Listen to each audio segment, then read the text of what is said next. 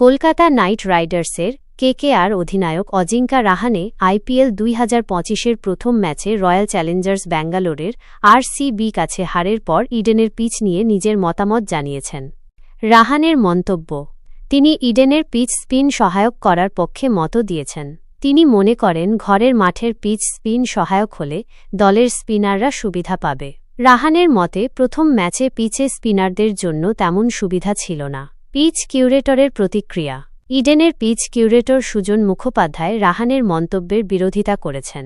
তার মতে ইডেনের পিচ সবসময়ই বড় রানের জন্য সহায়ক। তিনি আরও বলেন যে আরসিবির স্পিনাররা কিভাবে সাহায্য পেলেন তা তার বোধগম্য নয়। ম্যাচের বিবরণ।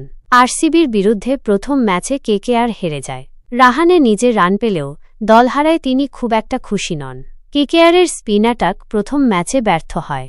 রাহানের মতে শিশিরের কারণে আরসিবির পেসাররা সুবিধা পেয়েছেন।